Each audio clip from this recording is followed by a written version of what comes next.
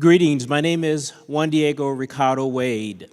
I often have to ponder when I introduce myself because I carry so many roles in the community. Former school board member, mentor, volunteer, and currently vice mayor of the great city of Charlottesville. But I think I would like to be best known as a Christian, as a father, and as a husband of my wife, Claudette Grant, for over 30 years. We actually met here at UVA, right across the street at the A School, when we were both seeking our master's in urban planning. We're honored that we can stay in this community now and serve and give back. A little bit about myself. I was born and raised in Richmond, Virginia. 3 boys and 3 girls, 6 of us total, big family. I like to tell the people that we were the Black Brady Bunch. So if you're not familiar with that, you can look it up. And if you're even further curious, I'm Bobby, okay? So we didn't have an Alice, we had chores. So I had a wonderful, wonderful childhood. Of course, I had many, always had playmates because we had a big family, but always lived in neighborhoods and places where there were plenty of children to play. In the summer times, we could play from can't see morning to can't see night and just come home and then do it all over again. Wonderful childhood, and we remain close today. They all live in the greater Richmond area. They said I got Hasidid and I moved away. It's like an hour away, so it's not too far. My father was a preacher.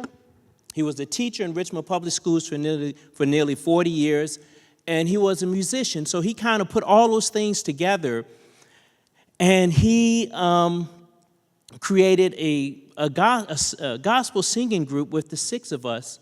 We were called the Chromatic Waiters. And probably through our entire childhood, it wasn't a small country church between Maryland and South Carolina that we didn't sing at on the weekends. And I know what you're thinking, like, why? I didn't know he sang. Why isn't he touring with Taylor Swift, right? I know you're thinking about that, Jim. So, I recall, when we, were singing, my father would be up there, kind of having, us to sing loud. But to me, I'm over in the corner. His pinky was going like, except for you, you shh. That's okay. That's okay. I love the process. I know that I can't sing, but I love to sing, as I tell my wife on Sunday mornings. But my mother made our outfits, so she made all of our clothes that we sang going up and down the road, and we would go up and down 95 and 85 to these different places, and the side of our van had the Chromatic Waiters, and our logo was a family that sings together, clings together. And I know my father, he's in heaven now, that he's looking down, he's happy about that. My mother would make our clothes for us, and I remember her coming upstairs and us getting the measurements and her cutting out the patterns and sewing. I just love that process of seeing my mom sew and put things together. And she taught me how to crochet. And that is something that I've been doing now for nearly 35 years, is crocheting. And I like to think that crocheting, it kind of represents my style of leadership in the community and my style of servant, which is kind of bringing different people, different ideas and things together to create this beautiful thing that I call community. Believe it or not, I started to crochet when I first got in this community because I was bored. I didn't have anything else to do. Free time, remember that, Claudette? We used to have free time. But now I crochet because it allows me to think clearer. It allows me to relax. It calms me. And because of my church, Olivet Presbyterian, it allows me to give back. And let me explain that. We have this ministry at our church called the Shawl Ministry. And we get together once a month, a group of members of the church, and I'm the only male there, surprisingly, and we sew or we either knit or crochet.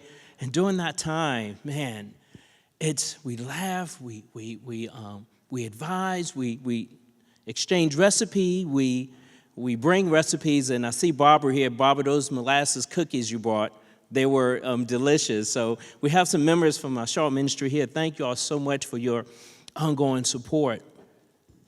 And so we get together, and as we end, it's a couple hours we get together, we take the completed items that we have finished. We have a table in the parlor at our church, and we place them on the table, the items on the table. And then we get on our knees. And then we lay our hands on those items. And we pray. We pray a simple prayer, which essentially says we want this items, which we are making for those in the community that may be unhoused, newborns in the community, the sick, the shut in.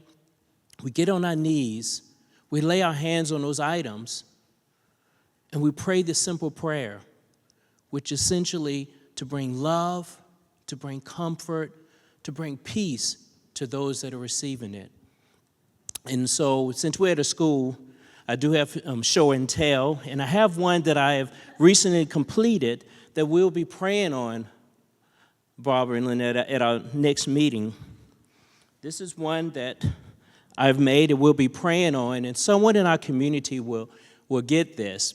And I have to say that this particular one was created, my dear counselor Leah here doing many meetings over the last few months discussing the zoning ordinance, which is a big issue right now in Charlottesville. So some of these might be a little bit tense than others. But oh, I see Hosea here too, planning commission. So, but it still will have the same love and comfort that it was intended to be. So that is me, that's my story. Thank you so much for this opportunity.